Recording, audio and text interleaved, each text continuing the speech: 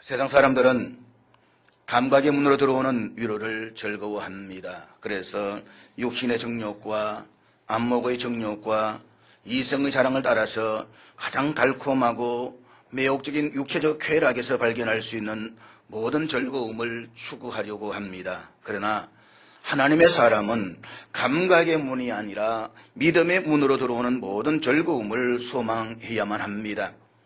육체적인 쾌락에서 발견할 수 있는 즐거움보다 예수 그리스도 안에 있는 즐거움으로 소원해야만 합니다.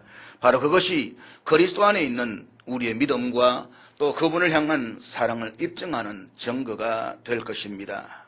여러분, 이 세상과 육신이 줄 수 있는 그 모든 위로를 초월해서 예수 그리스도께서 주시는 많은 위로들을 소원하십시오. 성령께서 여러분의 심령에 성령의 기름을 부으시사 세상이 주는 그 어떤 것보다도 뛰어난 하늘의 위로를 주시기를 소원하십시오. 그러면 세상이 주는 모든 것보다도 예수 그리스도 그분으로 인한 기쁨으로 참된 만족을 누리게 될 것입니다. 기억하십시오. 예수 그리스도 안에는 우리가 상상하는 것보다 훨씬 더 많은 것들이 있습니다. 그분은 우리에게 우리가 기대했던 것보다 훨씬 더 놀라운 기쁨과 만족을 주십니다. 그러므로 여러분, 오늘 주 앞에서 예배를 드린 가운데 그분 예수 그리스도 앞으로 더 가까이 나아갈 수 있기를 바랍니다. 오늘 많은 그리스도인들은 예수 그리스도를 구주로 믿는다라고 고백합니다. 주님은 나의 주님이시라고 이야기를 합니다. 그러나 실상 그들의 삶을 가만히 들여다보면 예수 그리스도를 알아가는 더 좋은 소망보다는 그분이 줄 수 있는 더 나은 삶에다가 가치를 두고 살아갑니다. 예수 그리스도 그분과의 관계에서는 모든 만족보다 그분이 주시는 축복으로 인한 만족을 누리려고 합니다. 그렇기 때문에 주께로 나오라라는 초대를 일축해버리고 대신 우리가 원하는 축복을 얻을 수 있을 것이라는 그것에 더 많은 관심을 가지고 살아갑니다. 그래서 하나님께서 나에게 축복도 주셔야 되고 물질도 주셔야 되고 건강도 주셔야 되고 명예를 주셔야 되고 이게 내가 바랐던 것이 주어지지 않을 때 우리는 가차없이 하나님도 버려버리는 것, 이것이 오늘 그리스도인들의 이중적 모순의 신앙이라고 이야기할 수밖에 없는 것입니다. 그러나 기억하십시오. 그것은 결국 하나님에 대한 모독인 것입니다. 하나님께서는 우리들에게 가장 좋은 천국을 유업으로 주셨습니다. 그럼에도 불구하고 우리가 다른 것을 원한다라고 하는 것은 결국 그분을 멸시하는 것과 마찬가지인 것입니다. 가령 아버지가 자식에게 좋은 선물을 해서 마련해서 정말로 좋은 선물을 만들어서 주었는데 아들이 그것을 내팽개쳐버린다고 한다면 그것은 아버지에 대한 마음을 거부하는 것이다 라고 볼 수 있는 것입니다. 하나님께서 우리에게 가장 좋은 예수 그리스도를 주셨고 천국을 주셨습니다. 그것 외에 더 좋은 것이 뭐가 있겠습니까? 그러므로 우리가 그리스도 외에 다른 것을 요구한다라고 하는 것은 결국 하나님의 사랑을 거부하는 것과 같다라고 말하지 않을 수가 없는 것입니다. 그러므로 사랑하는 여러분, 그리스도인들의 신앙의 본질을 우리는 회복해야만 합니다. 예수 믿는 신앙의 본질의 회복이 무엇입니까? 그것은 다시 말해서 세상이 주는 기쁨을 추구하는 인생이 아니라 예수 그리스도로 인한 기쁨을 소망하는 인생인 것입니다. 하나님께서 우리에게 주시는 재물이나 명예와 같은 것들로 인해서 만족이 아니라 하나님이신 예수 그리스도 임재 안에서 누리게 되는 만족을 우리는 소원해야만 합니다. 기억하십시오. 믿음의 사람들은 무엇보다도 먼저 하나님과의 관계가 회복되어져야만 합니다. 그리고 그분의 임재와 그분 안에서 참된 만족을 맛볼 수가 있어야만 합니다. 그러면 우리가 걸어가는 인생길에 대한 방향도 분명해질 것입니다. 우리가 어떻게 살아가야 될 것인지에 대한 삶의 내용도 분명해질 것입니다. 이게 정리가 되지 않으니까 결국 그리스도인이라고 말하지만 신앙을 고백하지만 믿지 않는 사람을 다룰 것이 하나도 없다라고 하는 것입니다. 믿음의 내용이 무엇입니까? 그것은 그분의 나라와 그분의 의를 구하는 것입니다. 믿음의 본질이 무엇입니까? 영원한 천국을 사모하는 것입니다. 이 땅이 아니라 하늘의 것을 바라보면서 천국을 소망하는 삶이 기독교 신앙의 본질인 것입니다. 그런데 이게 안 되니까 세상을 추구하는 것입니다. 세상 속에 빠져 살아가는 것입니다. 남들 더 잘 되니까 시험을 빠지는 것입니다. 남들처럼 더 늘었다라고 하니까 거기에 힘들어하는 것입니다. 신앙의 본질은 천국입니다. 이걸 무너뜨리면 안 됩니다. 오늘 우리가 읽은 빌레몬서의 마지막 부분에서 바울은 빌레몬스의 서신을 맺습니다. 그리고 대단히 중요한 문안을 하고 있습니다. 이 편지의 서두가 문안으로 시작되었듯이 맺는 말도 문안으로 끝나고 있습니다. 그런데 이 마지막 문안에서 바울은 자기 외에 5사람을 참여시키고 있습니다. 이들은 말할 것도 없이 바울과 함께했던 복음의 동력자들입니다. 바울의 성공기 사역의 배후에는 이들의 이름 없고 일 없는 5사람의 희생과 봉사가 있었다는 사실을 우리는 기억해야만 합니다. 그들은 모두가 바울을 바울되게 한 사람들이었습니다. 바울은 이들과 함께 일함으로써 비로소 기독교 복음 선교사상 최대의 드라마를 연출할 수가 있었습니다. 사랑하는 여러분, 하나님의 복음 사역에는 영웅주의나 혹은 개인주의라고 하는 것은 용납되지 않습니다. 아니, 용납되어서도 안 됩니다. 물론 신앙의 결단은 개인적인 것입니다. 나와 주님과의 개인적인 결단에 의해서 신앙은 출발하는 것입니다. 내가 예수를 믿을 때에 나 개인이 복음을 듣고 나 개인이 그리스도를 구주로 주님으로 받아들이기로 결심합니다. 그리고 나 개인이 죄를 회개하고 받아들이기로 결심함으로써 주님 앞에 나와서 우리는 하나님의 자녀가 되는 것입니다. 이 모든 것은 개인적인 결단에 근거하고 있습니다. 그렇지만 우리가 하나님의 영원한 은혜로 자녀가 되는 순간 우리를 각자 고립시키지 아니하시고 그분의 은혜 안에 참여하는 하나의 공동체에 들어가게끔 인도해 주십니다. 그러므로 일단 믿고 한 영혼의 구원을 받는 순간 하나님의 자녀가 되자 말자 더 이상 그는 외톨이가 아닌 것입니다. 혼자가 아닌 것입니다. 그는 하나님의 영원한 가족 가운데 한 형제로서 그런 공동체 한 일원으로서 새롭게 태어나는 것입니다. 우리가 마치 이 세상에 태어날 때에 홀로 태어나지만 태어난 후에 가족 중의 한 사람이 되는 것과 마찬가지입니다. 내가 성령으로 거듭나자마자 나는 그리스도의 신비한 한 몸의 지체로서 하나님의 가족이 된 것입니다. 이제 우리는 좋아도 싫어도 이런 신앙적 가정의 보금자리에서 형제들과 함께 자신의 믿음을 성숙시켜 나가야만 합니다. 그는 이제 그리스도의 한 몸의 지체가 되어서 다른 지체들과 결합하며 연락하여 몸의 기능을 발휘하는 일에 임하지 않으면 안 된다는 것입니다. 그리스도인이라면 그래서 결국 교회를 떠나서도 안 되고 떠날 수도 없는 것입니다. 그래서 칼빈은 말하기를 교회 밖에는 구원이 없다라고 이야기를 합니다. 우리가 고린도서 12장에 보게 되면 그리스도의 몸인 교회의 기능을 우리 몸의 지체들이 서로 연락하고 결합하는 일과 비교하고 있습니다. 특별히 12절 이하에서 바울은 그리스도의 신비한 몸을 교회를 통한 성도들의 교제의 중요성과 비밀을 아주 생생하고 분명하게 가르치고 있습니다. 한마디로 그 교훈의 초점은 이런 것입니다. 하나님의 일이란 아무도 혼자서 할 수가 없다. 세상에는 혼자 할 수 있는 일들이 있습니다. 세상엔 독불장군이 있을 수가 있습니다. 그러나 하나님의 사역에는 결코 혼자가 있을 수 없다. 우리 몸은 손과 팔, 다리, 머리 이런 온몸의 기관들이 모여서 연합함으로써 비로소 온전한 몸의 기능을 나타냅니다. 한번 해보십시오. 만약에 내가 팔이 몸이 싫다라고 해서 떨어져나가서 팔 혼자 돌아다니면 어떻게 되겠습니까? 아마 이거는 미친 놈이 되고 귀신이 되고 난리가 날 것 아니겠습니까? 우리의 몸이 온전히 붙어 있을 때에 그 몸은 아름다움으로 나타난다라고 하는 것입니다. 마찬가지로 복음의 사역은 본질적으로 팀워크로서 되어지는 사역이라는 것을 바울은 설명을 하고 있는 것입니다. 사실 사도 바울이 고린도 교회를 향해서 팀워크를 강조하게 된 배경이 있습니다. 여러분도 잘 알듯이 고린도 교회는 팀워크가 아주 약했습니다. 고린도 교회는 문자 그대로 고전을 면하지 못하고 있던 그런 교회였습니다. 부흥하는 교회였지만 당대 가장 큰 교회였지만 그러나 팀워크가 깨어짐으로 말미암아서 가장 어려움을 겪고 있었던 교회가 바로 이 고린도 교회였습니다. 바울은 영적으로 고전을 면하지 못하고 있었던 이 고린도 교회 성도들에게 팀워크를 강조합니다. 하나가 되어라. 하나 되어라. 하나 됨으로써 사역을 감당하라. 그래서 고린도서 3장 3절과 4절 말씀 보면 당시 고린도 교회의 상황을 우리가 잘 짐작할 수가 있습니다. 같이 한번 읽도록 하겠습니다. 다 같이 읽겠습니다. 시작.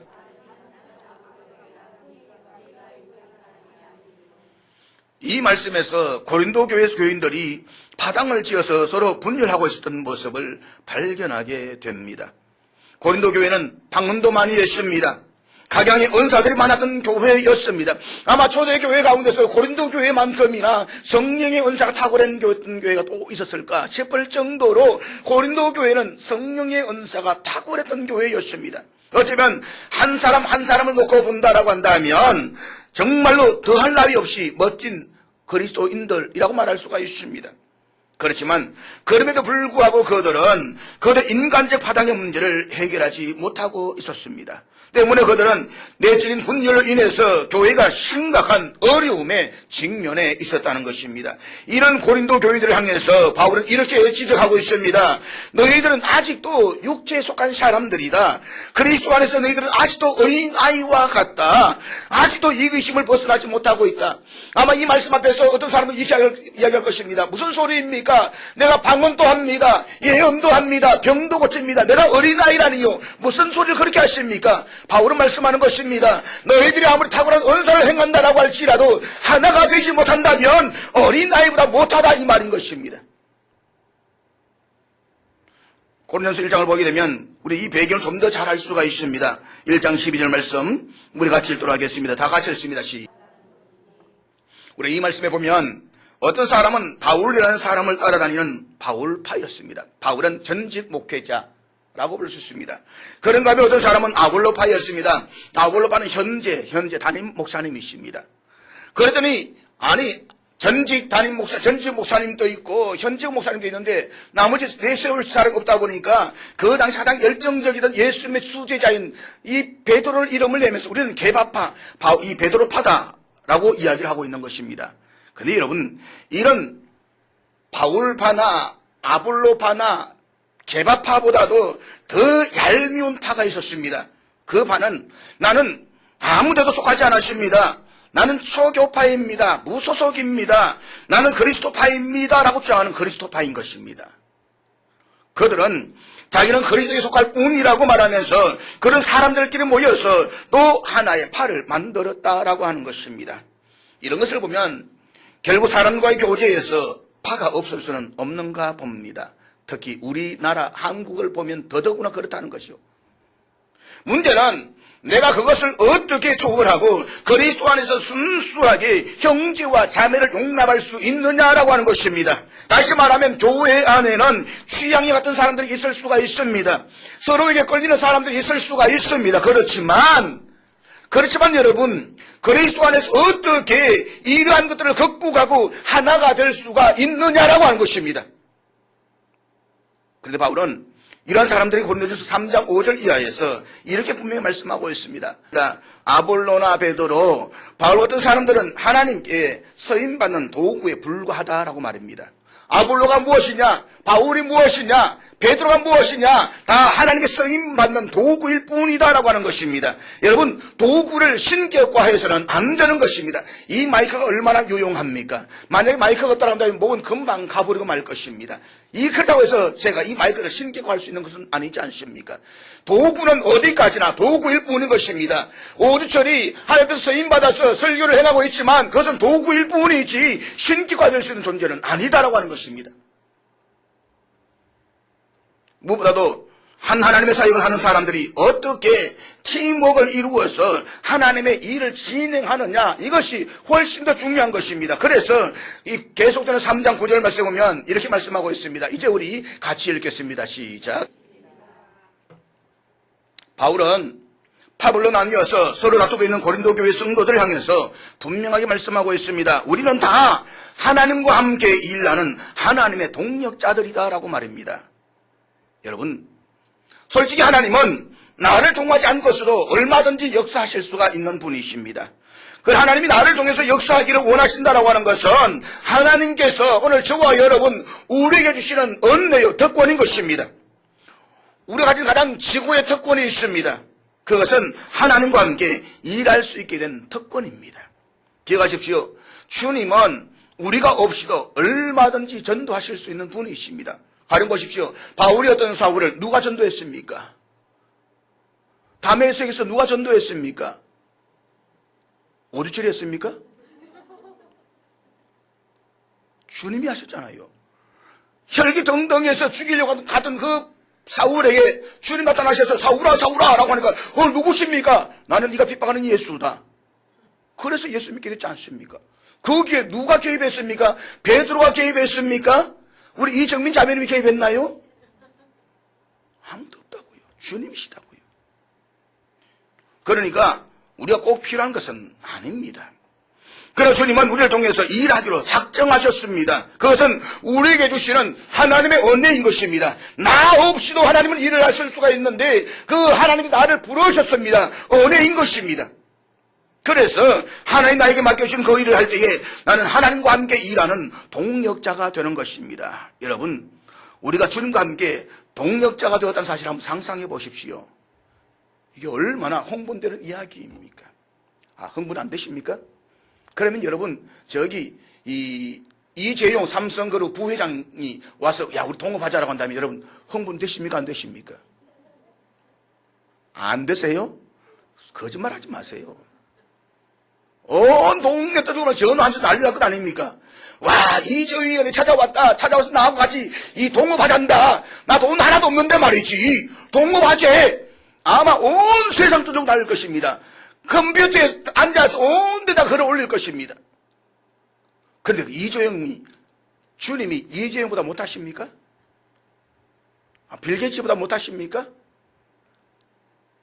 세상 모든 것의 주인이신 하나님, 그 하나님이 우리에게 오셔서 말씀하시기를 내가 너와 함께 동업하기를 원한다 라고 말씀을 하십니다. 은혜가 아닌가요? 흥분 안 되시나요? 아직도 감동이 없는 것 같습니다.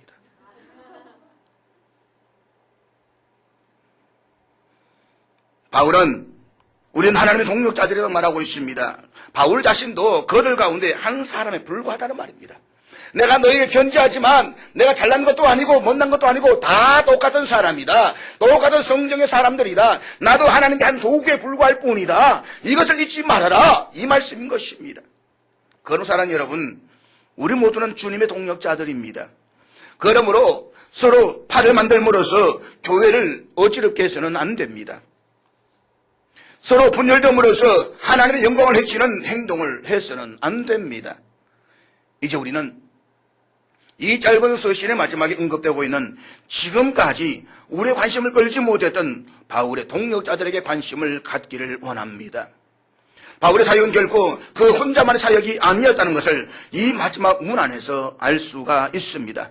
인정받지 못했던 이들, 그리고 그늘 속에 가려워졌던 하나님의 사람들의 소중한 헌신을 우리는 여기에서 다시 한번 기억하고 싶습니다.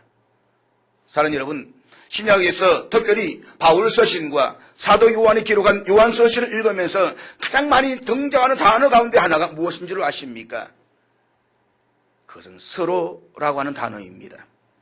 이 단어가 신약 성경에서 무려 50번이나 등장하고 있습니다. 우리 모두는 그리스도 안에서 서로가 되어 함께 울고 함께 웃고 함께 괴로워하고 함께 헌신하면서 서로 하나님 나라를 위해서 일하는 복음의 동력자들입니다. 이 사실을 바울이 강조하고 있는 것입니다. 사탄이라는 말은 분열이라는 뜻을 가지고 있습니다. 그러므로 교회가 하나 되지 못하게 하는 것은 사탄에게 협력하는 행동인 것입니다. 그렇지만 성령은 하나 되게 하십니다. 그럼 우리가 하나 되기를 힘쓸 때에 우리는 성령의 사역에 협력하고 있는 것입니다. 우리는 이 사실을 결코 잊어버리면 안 되는 것입니다. 이제 우리는 여기서 바울과 함께 일했던 동력자들이 바울의 복음의 사역에서 얼마나 중요한 인물이었는가를 기억하고 싶습니다.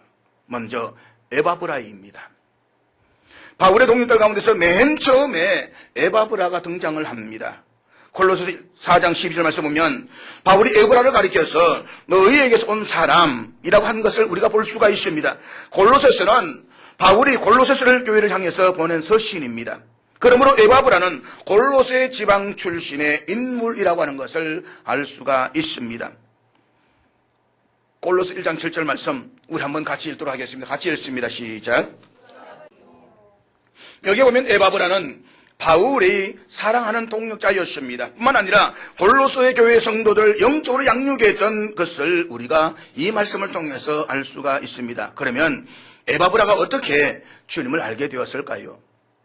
우리가 골로새서 거리 멀지 않은 에베소라는 도시가 있습니다. 우리가 사진을 보게 됩니다만은 여기 보면 에베소가 있고요. 요것이 이제 소아시아 지역이라고 볼 수 있습니다. 저는 고등학교 때까지 소아시아 그러니까 왜 바울이 아시아로 가기로 힘썼으나 라고 그 아시아가 이 아시아로 왔으면 우리나라 대한민국도 벌써 예수 믿었을 것인데 라고 생각을 했었습니다. 그런데 신학을 하면서 아시아가 그 아시아가 아니고 바로 지금 터키 지역을 말하고 있다는 것을 알았습니다. 여기 바로 소아시아에 있는데 요 에베소입니다. 에베소고 여기가 골로새입니다. 이 지역 옆에 있는 지금 빌라델비아, 히에라볼리, 라우디게아 이 지역이 함께 연관되는 지역이다 라고 우리가 이야기를 할 수가 있습니다.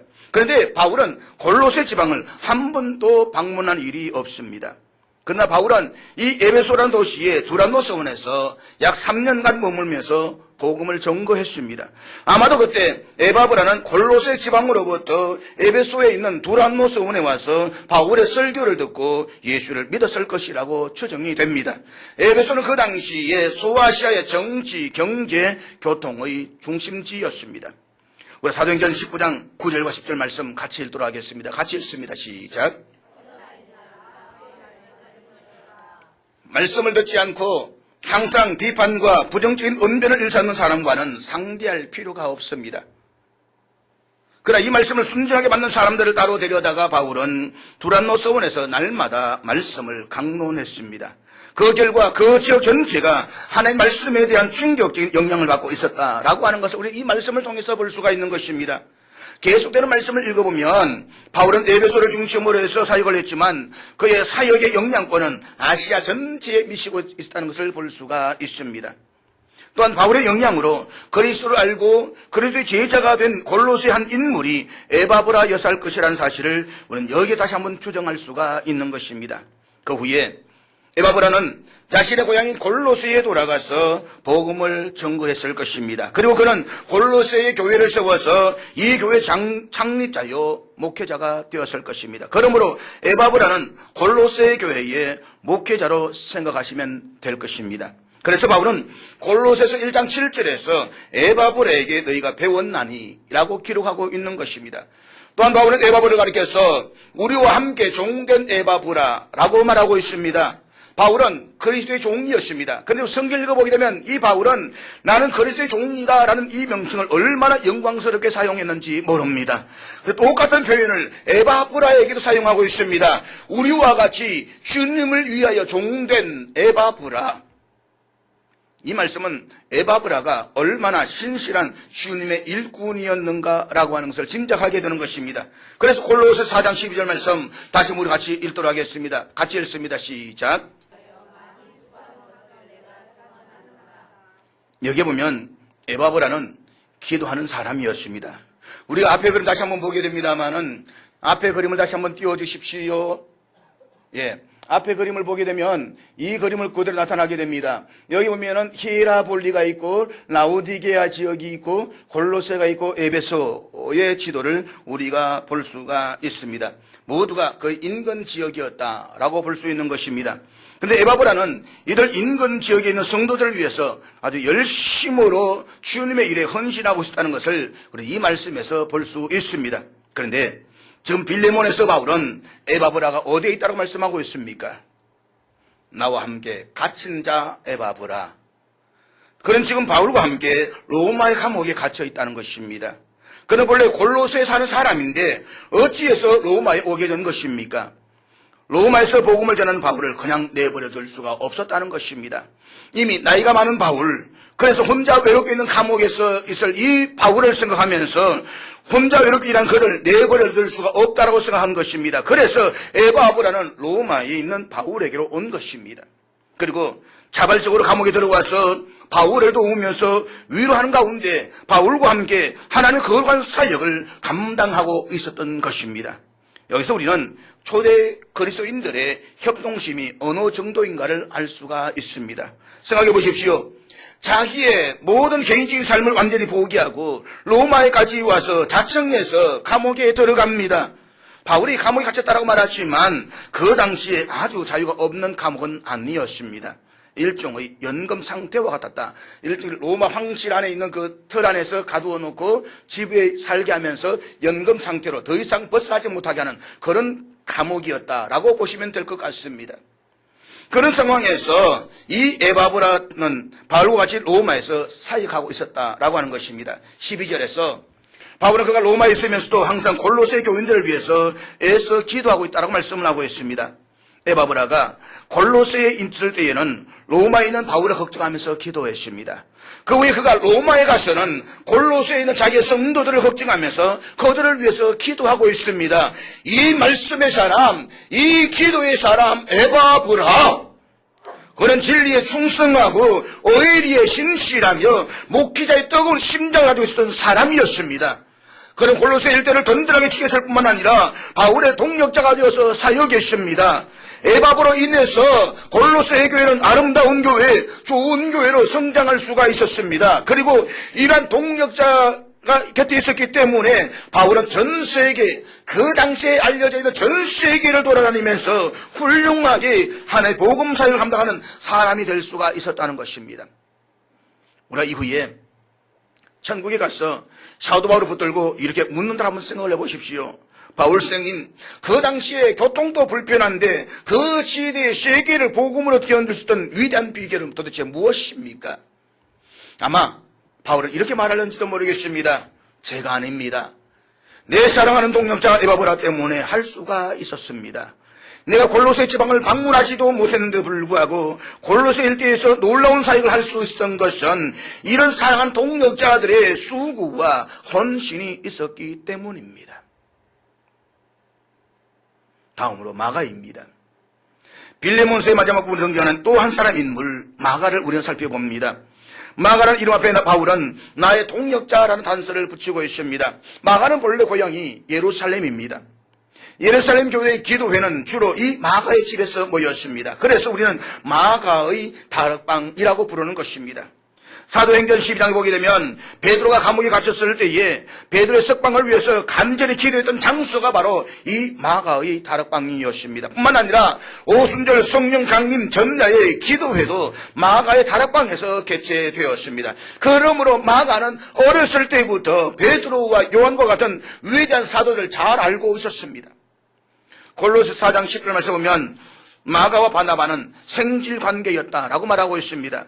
공동번역과 새번역에서는 사촌으로 기록하고 있는데 그래서 사촌이라고 번역하고 있는 학자들도 있습니다. 어떠한 집안이었다, 가까운 친척이었다 하는 것을 알 수 있습니다. 이 바나바에 대해서 우리가 너무 잘 알고 있습니다. 사도행전 4장 37절 말씀 보면 바나바가 밭을 팔아서 교회 헌금하는 장면이 있습니다. 복음의 사역을 위해서 자기의 모든 것을 바친다라고 하는 것은 위대한 행동이 아닐 수가 없는 것입니다. 죽어서 바치는 것도 위대하지만 살아서 바치는 것은 더 위대한 것입니다. 초대교회는 이런 희생을 할 줄 알았습니다. 복음을 위해서 시간도 바쳤습니다. 삶도 바치고 목숨도 바쳤습니다. 그런 이유로 1세기 그리스도인들이 그 적은 숫자로 세계를 뒤흔들 수가 있었다는 것입니다. 오늘날 우리에게서 이런 신앙의 생동력을 찾아볼 수 없다고 하는 것은 슬픈 일이 아닐 수가 없는 것입니다. 바나바, 그는 밭을 팔아서 하나님의 사역을 위해서 드렸습니다. 그런가 하면 마가의 집은 기도의 장소였습니다. 제가 이 말씀을 드리는 이유는 이런 배경을 놓고 본다라고 한다면 아마도 마가의 집안은 그 당시에 비교적 여유 있는 가정이었을 것이라고 추정할 수가 있다는 것입니다. 마가의 집은 기도회를 위해서 제공할 만큼 넓은 장소였습니다. 그의 친척이 밭을 팔아서 교회에 바칠 정도라고 한다면 경제적으로도 어느 정도 여유가 있을 것이라고 생각이 됩니다. 따라서 이 마가를 가리켜서 우리는 신앙 좋은 어느 부잣집의 아들이라고 말할 수가 있겠습니다.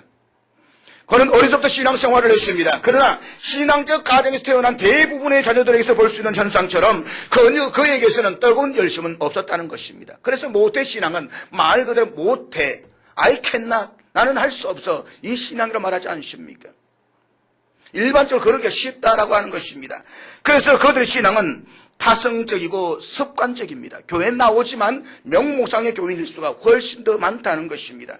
그런데 아마도 마가는 예수님의 공생애와 십자가의 순환을 직접 눈으로 목격했을 가능성이 훨씬 더 높습니다. 흥미있는 말씀을 소개하겠습니다. 마가복음 10장 14장 51절과 52절 우리 한번 같이 읽도록 하겠습니다. 같이 읽습니다. 시작. 마가복음의 저자가 누구입니까? 마가.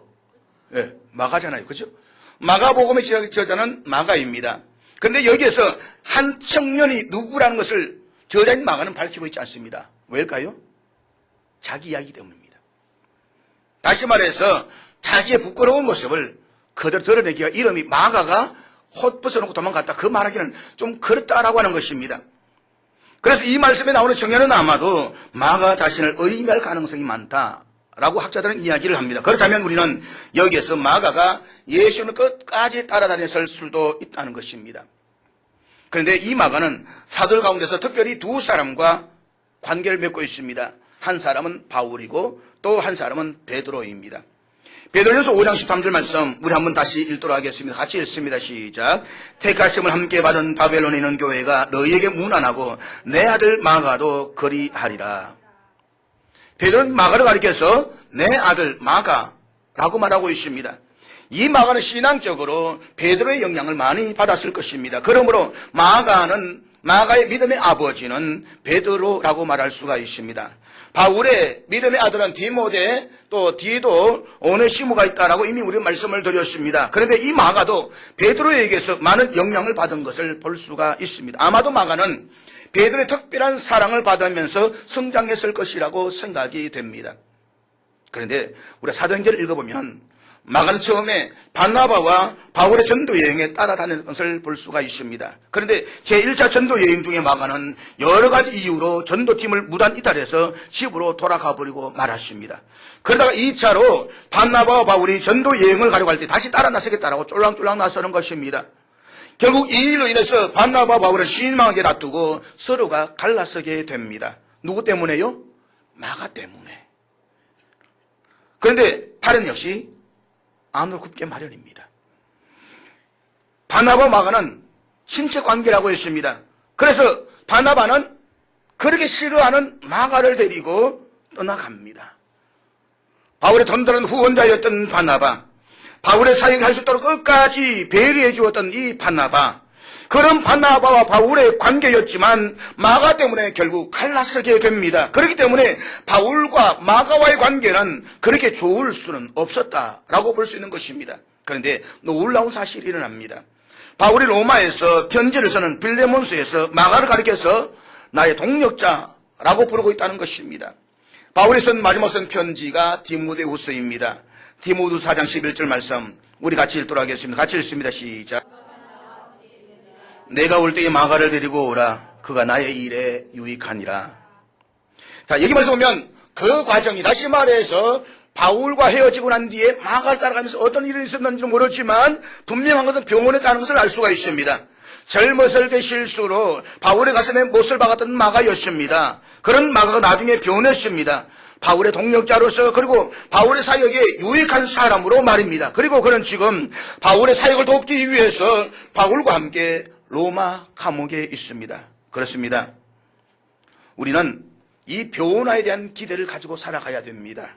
사람들은 누구나 실수를 할 수가 있습니다. 간혹 잘못할 수도 있습니다. 그러나 앞으로 하나님의 일에 유익한 존재로 쓰임받게 될 놀라운 가능성을 기대하고 있어야 되는 것입니다. 그런데 우리는 그렇지를 못합니다. 우리 옛 속담에 이런 말 있지 않습니까? 될성 부른 나무는 떡잎부터 알아본다. 그런데 이 말은 다르게 생각하면 참으로 무서운 말이 아닐 수가 없는 것입니다. 다시 말은 과거를 보고 현재를 판다는 말인 것입니다. 과거를 보고 미래를 결정한다는 것입니다. 이게 얼마나 무서운 이야기인 것입니까? 그러나 기억하십시오. 기독교적 신앙은 과거가 아닙니다. 미래를 보고 현재를 판단하는 것입니다. 미래에 대한 기대를 가지고 오늘을 살아가는 것입니다. 과거의 떡잎이 어떠하든지 간에 지금 하나님께 붙들림을 받아서 쓰임받는 그 삶이 중요하다는 것입니다. 우리는 이 가능성을 기대해야 되는 것입니다. 과거에 아무리 고울리 되고 과거에 아무리 문제를 졌다라고 할지라도 하나님께서 개입하시면 역사는 일어나는 것입니다. 과거에 아무리 무식자였다라고 할지라도 하나님께서 명철을 주시면 지혜자가 될 수가 있는 것입니다. 이 기대를 가져야 됩니다. 바울은 자신의 마지막 때를 바라보면서 자기 사역에 유익한 마가를 데리고 오라고 디모데에게 부탁을 합니다. 그래서 드디어 마가는 바울의 곁으로 오게 되는 것입니다. 그리고 바울의 마지막 생애를 시종 떨면서 열심히 전도하는 것입니다. 바울은 이 빌레몬서를 쓰면서 마가를 가리켜서 나의 동력자 마가라고 부르고 있습니다. 이런 변화된 사람 마가의 도움 때문에 바울은 마지막 전도를 성공적으로 수행할 수가 있었다는 것입니다. 사랑하는 여러분, 우리 그리스도 안에서 구원의 은혜를 누리기 위해서 세상으로부터 부름을 받아서 교회 공동체 한 가족이 되었습니다. 우리 그리스도 신간 몸의 한 지체로서 하나의 공동체를 이루며 살아가고 있습니다. 그래서 주님께서는 복음의 사역보다 효과적으로 이루어지기 위해서 교회 안에 각양의 직분들을 세워주셨습니다. 그러므로 우리는 결코 혼자가 아닙니다. 혼자서 사역을 감당할 수도 없습니다. 그렇기 때문에 바울이 사랑했던 동역자들, 바울과 함께했던 동역자들과 같이 우리도 그리스도 안에서 화해와 사랑의 형제관계를 만들어 가십시오.